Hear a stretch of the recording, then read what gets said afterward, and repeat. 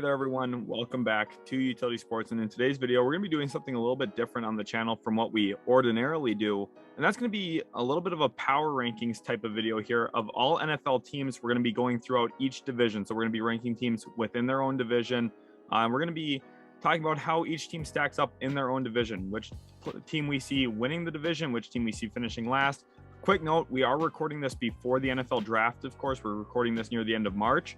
But the point of this video, we are going to incorporate the value of draft picks. So for example, a team like Philadelphia, who has 3 first-round picks, we're projecting they're going to improve with those 3 first-round picks. So even though we don't quite know the players, we are projecting some improvement based on, what draft assets teams have. So that will be included into this video. But we are also using a lot of the NFL signings and everything to kind of guide our analysis here as well. Again, if you guys are new to the channel, make sure to leave a like, subscribe as well. Make sure to go check out Pixel Witch on Twitter as well. They created the new intro for the video today, so I'll link them in the description as well. Go check us out on Twitter and TikTok. And without further ado, let's jump into it here, Austin. We're going to start off in the NFC, specifically with the NFC North. So I'm really excited here. And we're going to start actually with the team we expect to finish last in the division, Austin. And here we have consensus pretty much across all divisions besides one. Here, fourth, we have the Chicago Bears. Talk about why we have them finishing fourth in the NFC North. Yeah, Chicago has made a lot of different transactions since Ryan Poles has become the general manager of the team. And when you look at where they're at right now, obviously losing a couple of big name guys. Justin Fields is the quarterback of this team. Definitely needs some more time to develop. Allen Robinson being gone definitely hurts. Even though we didn't have a super productive year, he was still an asset to this organization.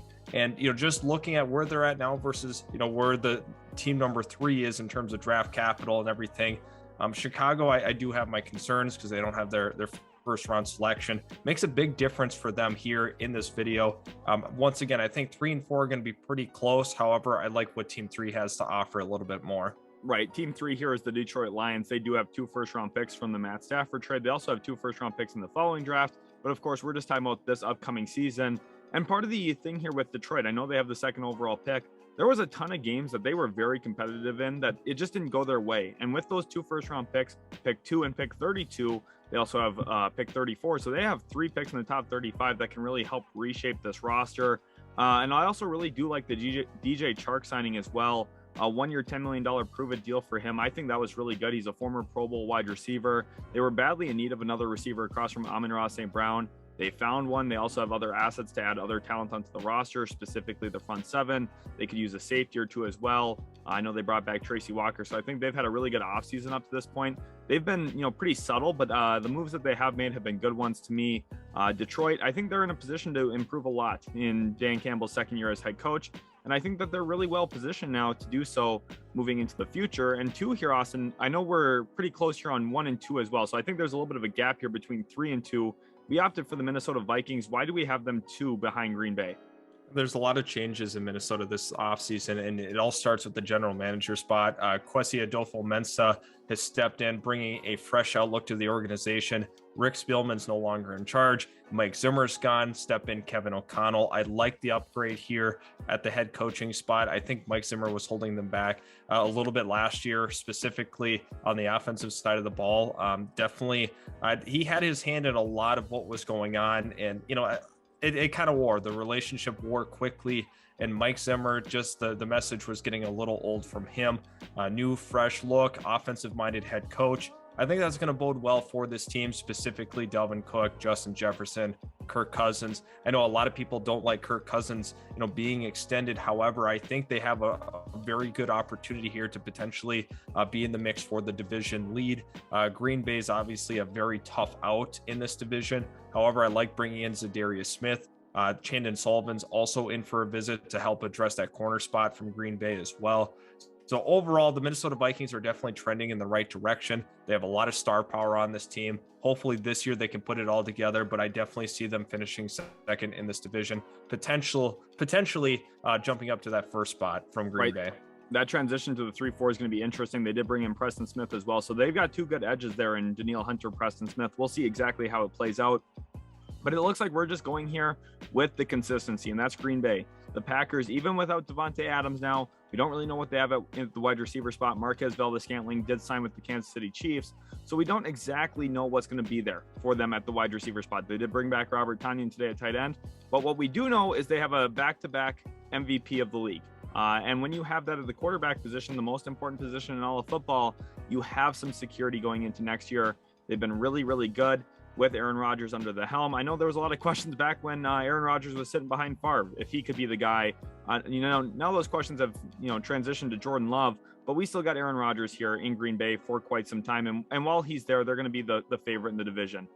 Regardless of what the Vikings do or don't do, it's hard to bet against the guy who's won multiple MVPs at the quarterback spot. So here at Green Bay, playing it a little safe here with the Green Bay Packers. There's a way that Vikings could come out on top, but Green Bay, I just think that what they have on their roster, specifically the quarterback spot, that's most important when you're considering a division winner.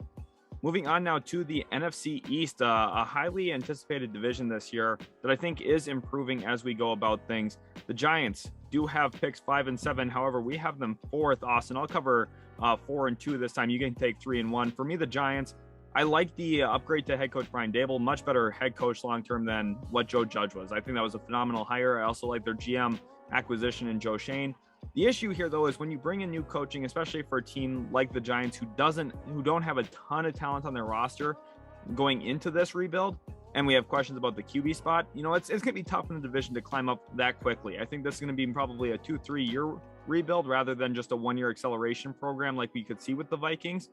So for me with the Giants here, it's about trying to draft and really bring in more talent to have a long-term approach here where they can maybe be winning the division 2-3 years from now. I just don't see it this next year. I have them 4th in the division. And then 3rd, Austin, we got the Washington Commanders. Break down why we put Washington here. Washington has a lot of talent, especially on the defensive side of the football. Their defensive line is tremendous, one of the best in the entire league. Terry McLaurin on offense. And also now you have a new flair with Carson Wentz being the quarterback. A lot of people were discrediting what he did last year in Indianapolis. Yes, a lot of people will remember that game against Jacksonville. Struggled mightily in the most crucial game of the season. However, I think he's gotten overall a bad rap. They act like he is the worst quarterback in the NFL, and that's the furthest thing from the truth. Definitely, makes them a contending team. Could be potentially vying for a wild card spot in this year's upcoming playoffs. However, Carson Wentz is going to have to figure it out here. Antonio Gibson, Terry McLaurin, and I'm kind of excited to see what they can add through the draft. But, losing Brandon Sheriff is a big deal. The Pro Bowl guard has been a mainstay along that offensive line. So things are going to be a little tricky this year in Washington. However, Carson Wentz is going to have to elevate himself and others in order for them to have a shot at this division. Second here, we have the Dallas Cowboys, the reigning NFC East champions and title winners there. And we actually have them falling down to 2. Part of this comes to the questions about where they've improved this offseason. They're going to have to use their draft assets to probably replenish and replace some of the guys that they've lost, looking at Amari Cooper, Lyle Collins on the offensive line as well. I know Dan Quinn's been huge for this team. That defense, its turnaround has been phenomenal. We'll see if Trayvon Diggs can have another miraculous season, causing a ton of turnovers and takeaways. But at this point, another team in this division, I think, is just more poised to take a step forward, whereas the Cowboys are trying to get back to where they were. So for me here, I like Dak Prescott. I like CeeDee Lamb. I like Michael Gallup. I like their running back situation as well with Pollard and Zeke. But realistically here, they're not poised to take a step forward. And that is a cause of concern for me here. We'll see how they go about the draft. It could be huge for them in adding more talent. But at the same point, they do have a lot of talent leaving, which leads us here into one, Austin, Philadelphia, a team we're both blowing over. Yeah, I mean, when you look at the 3 first-round picks and adding that to a playoff roster already, that's huge. That rarely ever happens. They did such a nice job positioning themselves for this offseason. They've been able to really do a lot in terms of collecting that draft capital. And Jalen Hurts is good enough to potentially win a division with the right pieces around him. I'm kind of excited to see defensively where they can go. They have to upgrade in that secondary. The linebacker room needs a little bit of work, and they can also add some overall depth to that defensive line. But, the big improvements come on the defensive side of the ball. Darius Slay will be back next year. That's going to be huge for them. It was lights out last year. I look for them to add another corner. And the linebacker spot's the big one for me. I know when we look at the draft history of the Eagles, it's not common to see a linebacker in that first round. However, I think that changes this year. There's two very talented guys that could really impact the second level of this defense. I think it's a very close race between Philadelphia and Dallas. However, just with, like you had mentioned, Dallas is having to replace, and for Philadelphia Eagles, they're just getting to add because they didn't lose a ton this offseason. So big things ahead for the Eagles. And once again, it was very tough to decide between 1 and 2 in this division. Yeah, those two teams are very close. Eagles fans, if you haven't already, go check out our mock draft from this week after this video to see exactly who we have the Eagles potentially taking in this year's NFL draft. Moving on to the NFC South here now, another division that has some interesting teams in it, and I think one of the weaker divisions in football, just with where all these teams are currently at. Of course, Deshaun Watson was rumored to all three of these teams. He eventually went to the Cleveland Browns and spurned on all three of these NFC South teams. So we'll get it started here, Austin. Fourth, you have the Atlanta Falcons. Break down the reasoning as to why. You know, Arthur Smith did a pretty good job with what he had last year on roster. You know, Cordell Patterson had a breakout season. Obviously, Matt Ryan being gone changes the entire complexion of this team. This division is a little bit weaker than we've seen in years past. This used to be a very, very powerful division. Yes, Tampa Bay still exists. However, the rest of the division, quarterback play has dropped off significantly from where it's been in years past. And starting with Atlanta here, when you look at what they have on roster, I don't have a lot of confidence in where they're at the QB spot. Very likely looking at drafting a quarterback in that first round. I don't see a trade really happening anytime soon. And looking at what else they have, I mean, AJ Terrell was a huge bright spot in that secondary last year. Breakout season for him. And I'm looking on the offensive side of the ball. Kyle Pitts is a high impact, going to be a great and potentially a Hall of Fame level tight end. However, outside of that, I have my question marks and concerns with Ridley being out the entire year due to a suspension. A lot of question marks for this Atlanta Falcons team. However, you know, they're building for the future, and I think they're going to put whoever they draft at the QB spot in a really good position to potentially succeed. Yeah, another team here in the NFC South looking to draft a quarterback, that's going to be the Carolina Panthers. We have them third. Reliance on a rookie QB usually doesn't pan to a lot of success. So the Panthers, who are picking 6th overall, not only did they have not the season they were looking for last year after starting off pretty well, but they traded a bunch of assets in this year's draft as well. Already second round pick out to the New York Jets for the Sam Darnold trade, third round pick to the Jacksonville Jaguars from the CJ Henderson deal. So you're looking at what is supposed to be a complete roster on a team that just didn't win a lot last year. We got huge question marks about the QB spot. Matt Rule, maybe in his last season as the head coach for Carolina, they're going to be desperate. They're going to want to win a lot of games. I just don't know if they have the talent to do so. We'll see 6th overall. Maybe if they have a trade down, can replenish some of their assets. Maybe it could set themselves up for better success this year. But at this point, to me, it feels like it's going to be Kenny Pickett out of Pittsburgh as the pick 6th overall. And I'm just not sure if that moves the needle enough for Carolina in a division where, you know, maybe they're down. But there's still going to be some competition in here. And, you know, quite frankly, I just don't know if Carolina has what it takes to move above these other teams, especially with Stephon Gilmore headed into free agency. Number 2, Austin, we got the Saints. Break down why the Saints are better than the Panthers and Falcons here. Yeah, I think you look at the overall core of the Saints roster, a lot of it kind of remains intact. They were able to retain Jameis Winston. You know, some big losses. They had lost Armstead to Miami. Marcus Williams also left in free agency. So 2 big impact guys on both sides of the ball. However, this roster is still pretty good. Alvin Kamara still remains. Michael Thomas will be back. I think they're going to be competitive this year. They're going to be in a lot of games. However, I do have some real long-term questions about where they can sit. Cap situation wise, it's going to get tighter and tighter every single year from here on out. And they're losing some guys because of it. And we knew this was coming. Mickey Loomis has done a really good job drafting and selecting players for this team. And, you know, when I look at what they have to offer offensively, it's pretty good. However, once again, at that second wide receiver spot, third wide receiver spot, I'd like to see a couple upgrades there. And they also got to upgrade at that tackle spot. But to me, they really just can't, hold a candle to team number 1, who, really shows a lot of consistency. Yeah, Tampa Bay definitely does. And when you have Tom Brady at the helm in a division where, quite frankly, Jameis Winston is probably the second best quarterback, these other teams are just going to be out of the race pretty quickly here. I think that Tom Brady and the Buccaneers, they're going to come back, have another good season. The question for them is, are they Super Bowl contenders? I think the division is, theirs to lose really at this point. Nothing's, obviously said and done here. NFL, you have to go out and play every Sunday, and things can happen that, upset the Buccaneers. But if you're picking who should be the favorite here, I think the NFC South, pretty clear cut that the Buccaneers should be considered the favorite in that division. They're just steps ahead of these other teams. The other teams have positions to maybe improve long-term. Where Tampa Bay long-term has some question marks because of the cap, because of Tom Brady's future and so on. But going into this next season, I think it is pretty concise here that it's going to be Tampa Bay. Now we move into the NFC West, which is a really tough division. I'll get us started off here fourth. The Seattle Seahawks. I think this is another clear-cut one. You move on from Russell Wilson, and you're in a tough division there with a bunch of teams that are worthy to make the playoffs. 3 of them did last year. The Seahawks, their secondary play last year was bad. Russell Wilson didn't have quite the season they're looking for. We'll see if they can establish the run game. I know it's a changing of the guard here, a lot of moving pieces. And I think it's probably going to take a year or two for Seattle to kind of get its feet back under itself after moving on from their franchise QB, Russell Wilson. They got a pretty good deal for him, brought in some nice players and pieces. I like Noah Fant there a lot. They also brought back Will Dissly. So they got a good tight end room. They still got 2 talented wide receivers in Lockett and DK Metcalf. We'll see if either of them get moved.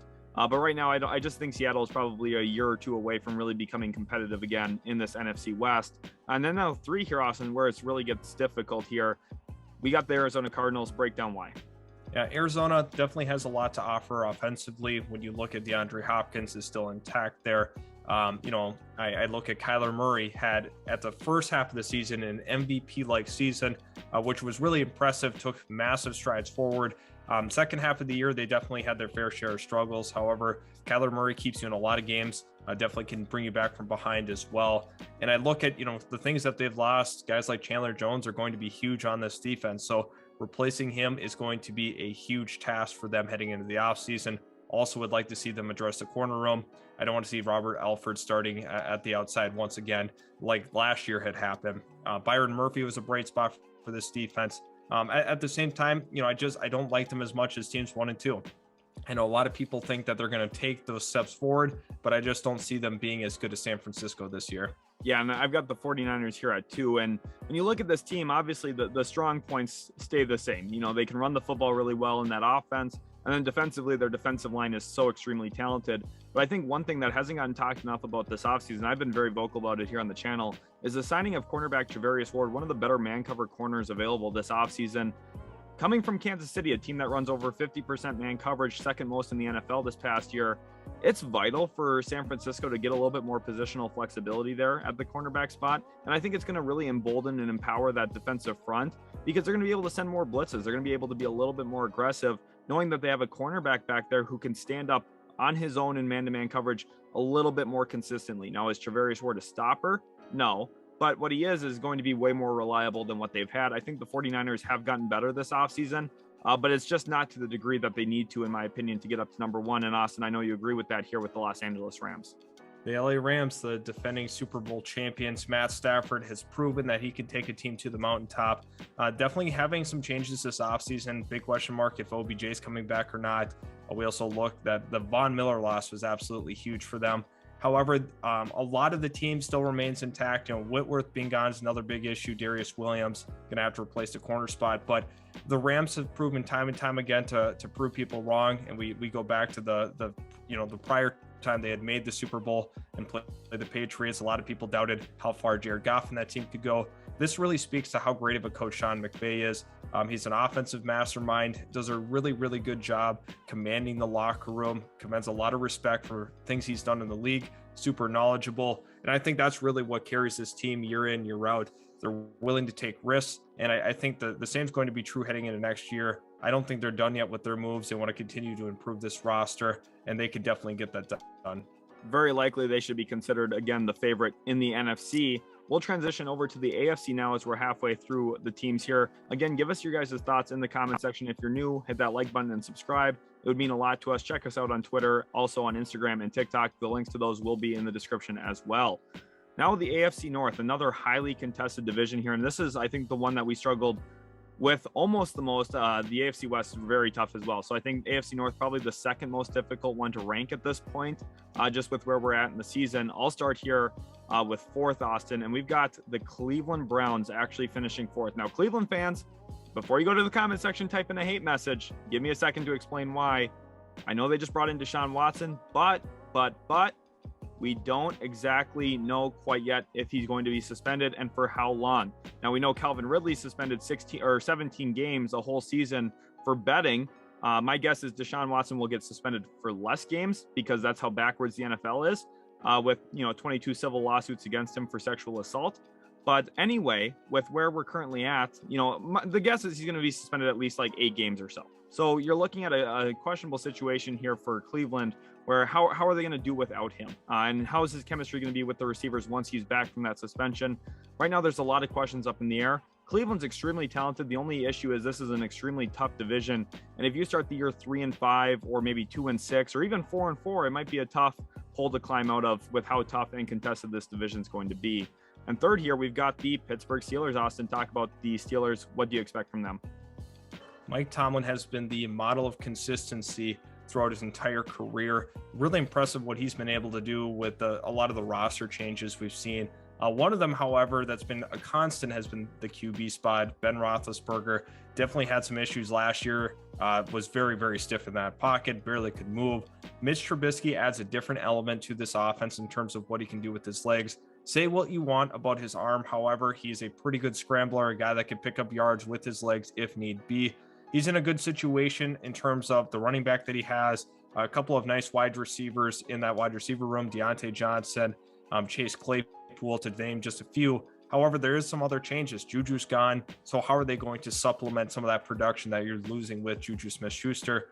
Their defense is terrific, as always. I mean, TJ Watt is a one-man wrecking crew. So there's a lot to like about what Pittsburgh has to offer defensively. However, the questions really start to become in those tough games in November and December. Can Mitch Trubisky win you those big-time games against divisional opponents?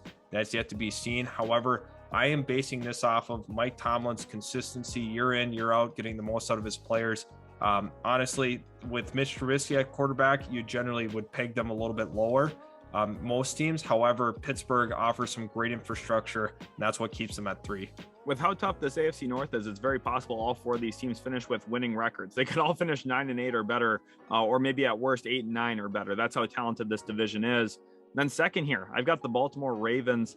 And you look at this team, everything that could have gone wrong last year for them did. Basically, their whole running back room went down with injury last season. Their starting cornerbacks as well went down in Peters and Humphrey.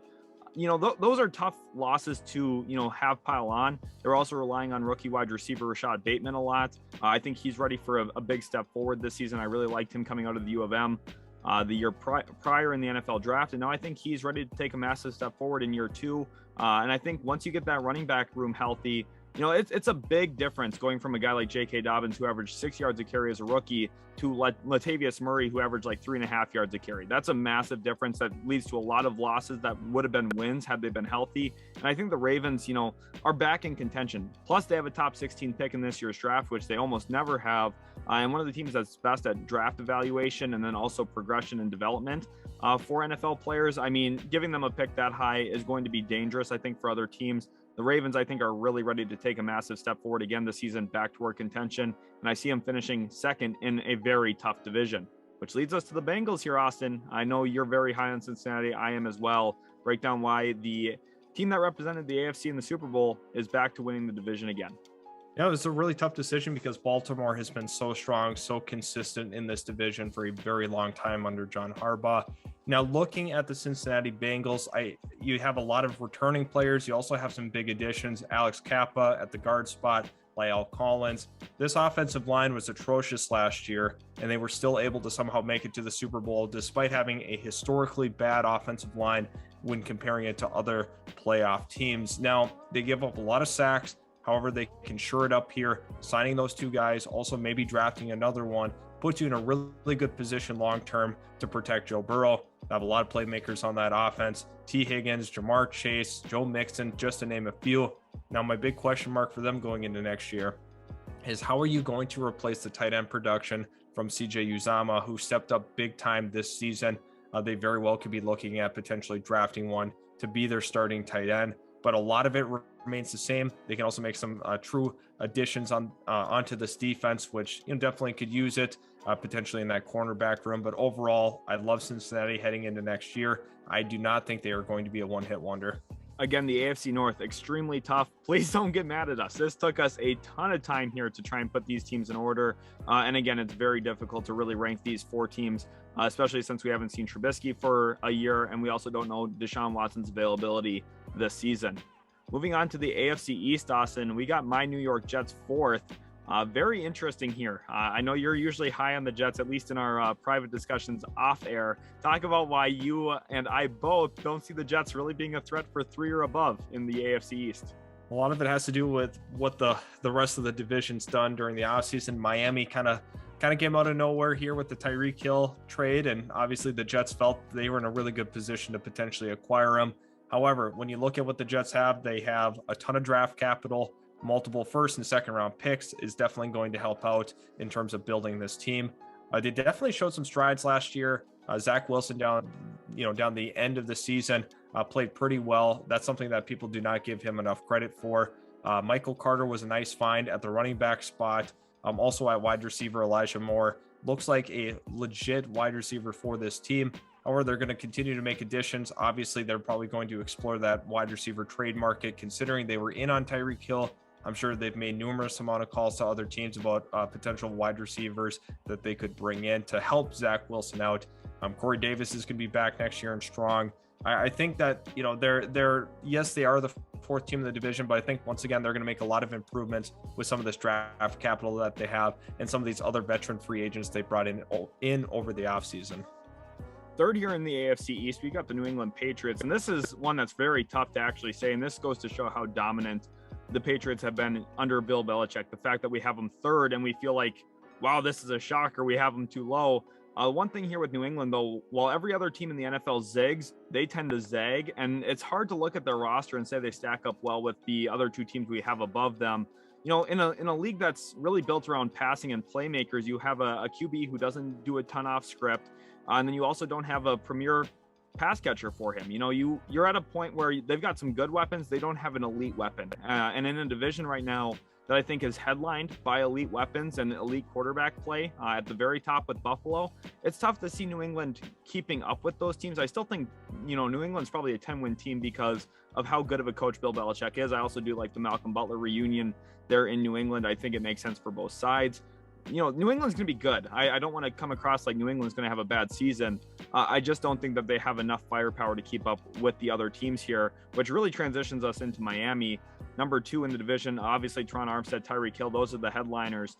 Talk about the Dolphins. I know you're also really high on the head coach hire. Yeah, McDaniel has done a really nice job under Kyle Shanahan. He's been with him a long time. He's also worked with guys like Sean McVay in his coaching career. So he's seen a lot of great offensive minds during his time in the NFL. Now I look at what Miami has. Tyreek Hill is absolutely phenomenal. It's going to be a terrific deep threat for this team.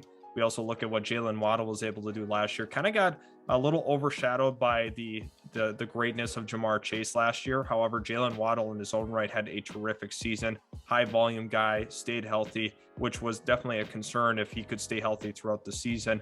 Jalen Waddle, terrific player. Mike Gesicki's back for another year. So big things happening in Miami.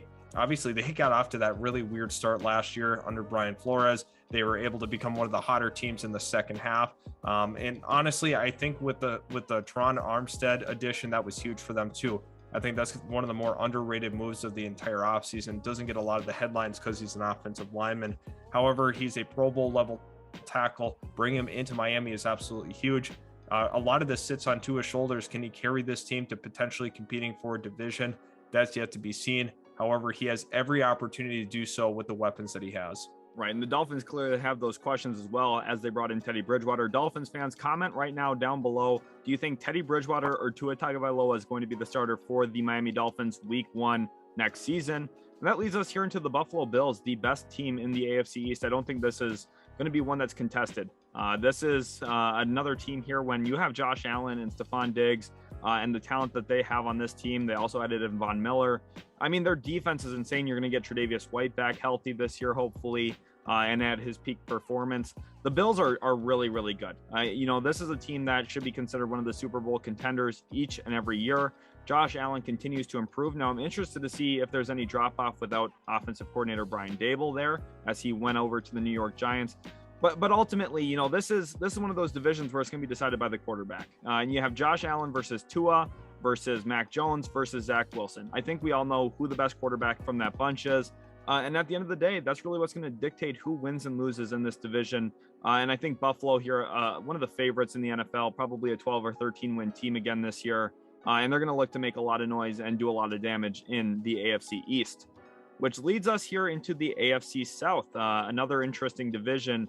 Austin, we'll have me get it started here now with the Houston Texans, which will be perfect because you're going to be covering our number 3 team here.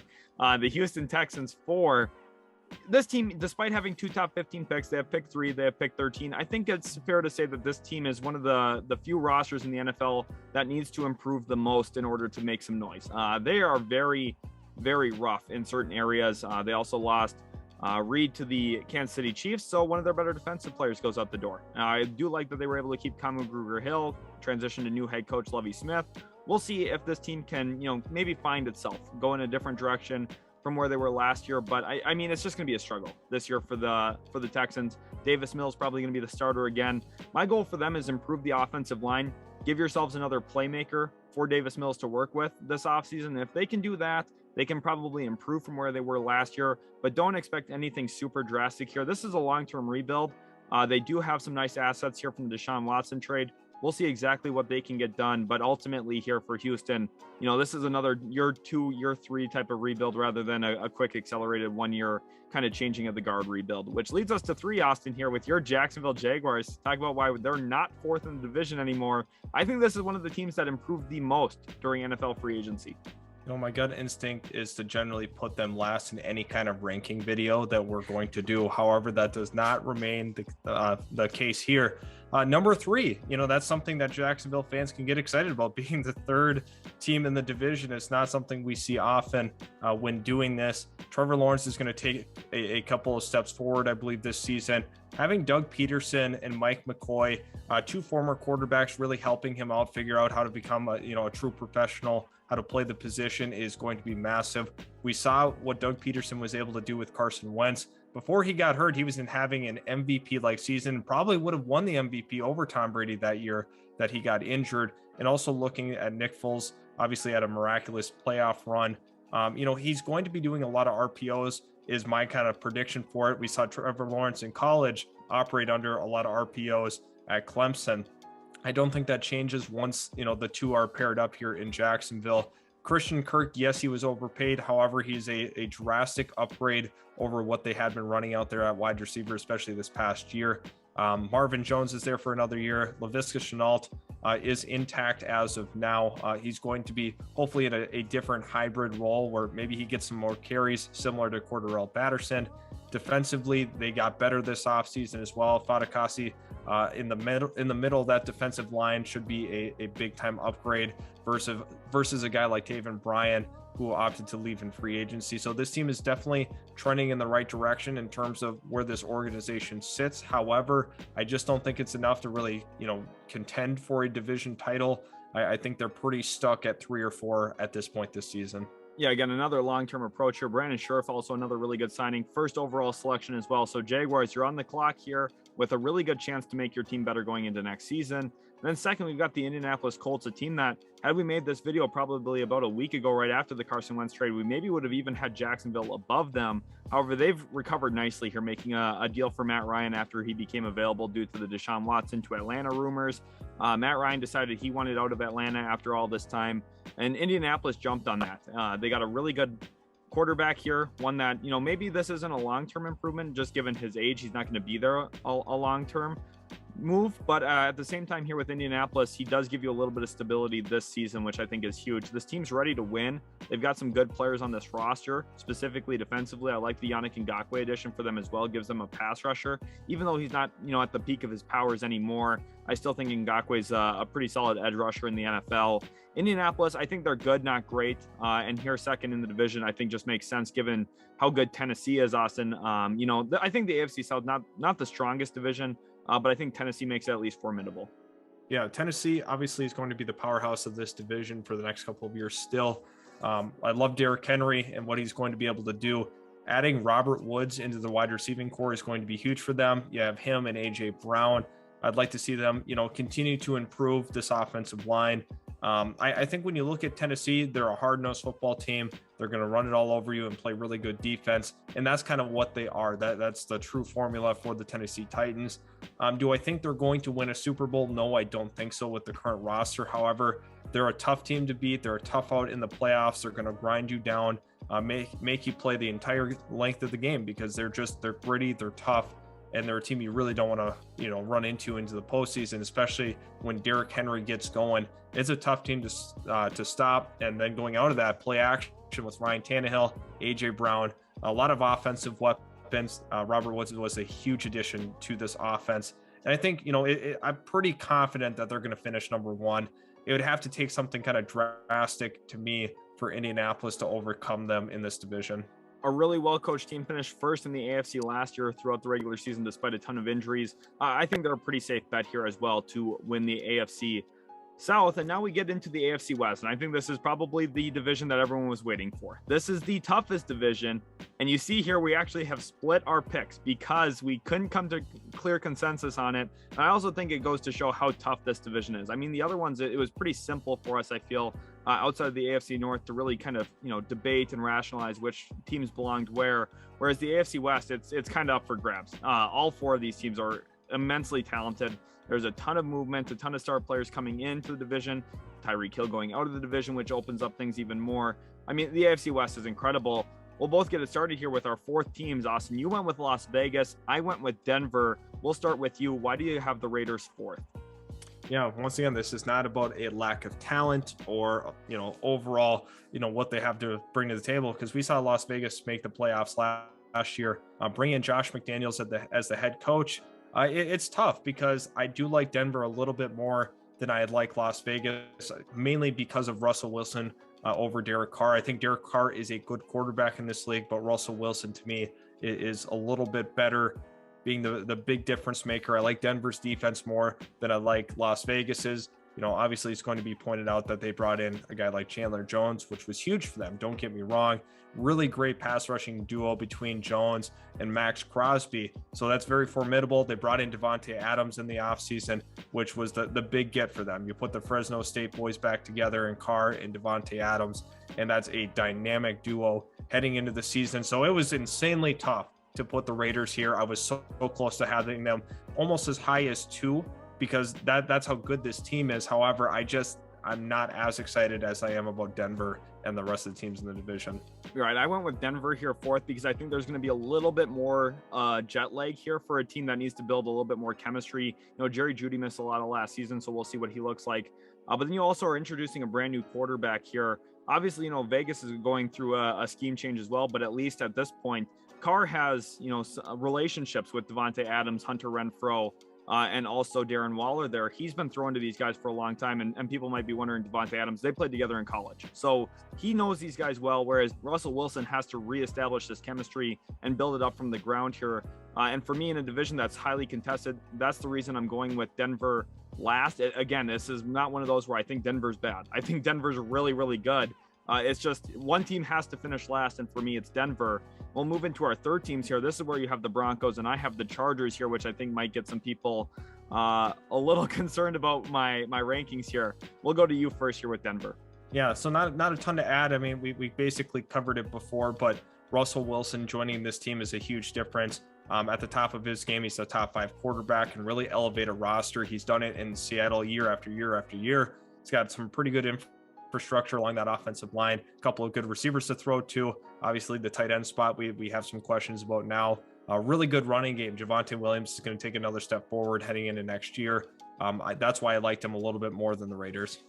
Yeah, it's interesting there. And then I've got the Chargers, which I think is going to surprise a lot of people. They finished third in the division last year. They have improved a ton. J.C. Jackson, phenomenal signing. I also really do like the Khalil Mack move for him, assuming that he can stay healthy. My concerns here is I know that they've signed a bunch of D tackles. I don't know if any of them move the needle enough to really, solidifying and finishing that defensive line. They do have pick 17, so we'll see if they do address the needs. I have concerns for them here, but I also look at the linebacker spot, and I'm not exactly sure what I'm going to get there week in, week out. That is a concern for me right in the middle of that defense. And then the other thing here with the Chargers, this is maybe a little bit of, a history bias against them. They're clearly in a mode where they're trying to do what the Rams are doing in the same city. But we've seen it before from the Chargers. They've added a ton of talent before, and it hasn't quite translated to wins as consistently as maybe they would have liked to. You think about some of the 4-win seasons back when they had head coach Anthony Lynn. Those rosters were more talented than that. Obviously, different coaching staff now. But I still have concerns. It's just like a history thing here with Tom Telesco as the GM. And then you also look at the offensive tackle spot. Right tackle is a huge question for me right now. Storm Norton, probably one of the worst offensive tackles in the league. And really the reason they lost week 18 to the Las Vegas Raiders, which I think is a great time to transition here. I've got the Raiders too, and Austin actually opted for the Los Angeles Chargers second overall in the division. For me, the Raiders here, you add Chandler Jones, who's one of the best pass rushers in the NFL. Over 100 career sacks, which is huge. You get a ton of production here. You put him across from Max Crosby. You have two phenomenal edges. Then you add arguably the best wide receiver in football in Devontae Adams. He already has a connection with Derek Carr, like I talked about earlier. Yeah, the Raiders, I think they're playing with house money. They didn't really lose a ton. They also were able to bring in linebacker Jayon Brown today before the video that we're recording right now. Their secondaries got better with Rock Yassin coming in. They also were able to bring in Anthony Averett. I mean, I think this team's just gotten a lot better in a lot of areas, and they didn't really lose a lot either. They withstood a ton last year with the whole Henry Ruggs situation, also losing Damon Arnett. And now you're with a new coach, new GM, and I think everything is going to be moving better here in Vegas. As to Austin here, you got Los Angeles. Break down the Chargers here second. Yeah, Justin Herbert is a big difference. I mean, considering how much he's grown over, his career, it's been absolutely incredible the last two seasons. Now, Justin Herbert can take this team to the next level. He's got to prove it. This team overall added a ton defensively, and that's where they had a lot of issues last year on the defensive side of the ball. Offensively, they're going to be just fine. Mike Williams, Keenan Allen, Austin Eckler, a lot of different weapons on this offense. They can make some tremendous improvements along that offensive line. That's where I do have a couple of questions. However, I'm looking at what they have on defense now, bringing in Khalil Mack, bringing in arguably one of the best corners in football in J.C. Jackson, a turnover machine. I think that honestly elevates them over the rest of the teams that we have listed here. Justin Herbert, once again, should take another step forward. He's going to solidify himself as a potential top 5 quarterback in this league. Interesting. And now moving into number 1, we do have consensus here. We both went with the Kansas City Chiefs, and our viewers might be scratching their head at this one after losing Tyreek Hill in the trade to the Miami Dolphins. Why are we not hitting the panic button on Kansas City, Austin? It's pretty clear because a lot of this things still remain intact, and they have some draft picks to really fix the situation. I know losing Tyreek Hill is absolutely huge. One of the best wide receivers we've seen of this generation. He's just so dynamic with the ball in his hands.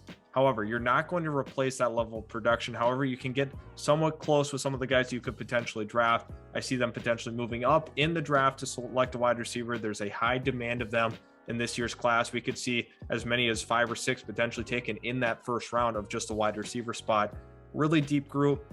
They're not going to panic. Patrick Mahomes is still the quarterback of this team. Andy Reid still the head coach. I like those two constants. And for me, I just like what this team has still. I know there are some questions defensively, a little bit in the secondary. However, they were able to overcome some of those issues last year. A lot of people counted them out, and we saw what happened. That second half of the year, they were phenomenal. Right. They were 2-3 at one point. I know everyone was basically selling their stock on Kansas City. We warned you guys not to do that. They got this close to making it back to the Super Bowl yet again. And when you have Mahomes and Andy Reid, you're going to be good. It's just plain and simple. They still have Travis Kelce as well. Plus, they have a ton of assets to improve this roster.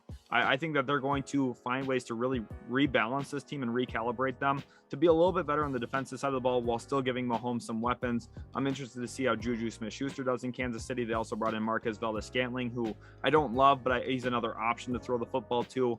So for me here with the Chiefs, it feels like house money again when you have Mahomes and Andy Reid. Hopefully you guys have enjoyed today's video. If you did, make sure to leave a like, subscribe as well if you're new. Make sure to check out our other videos on the channel. Again, check us out on Twitter and TikTok, and we'll catch you in the very next Utility Sports video.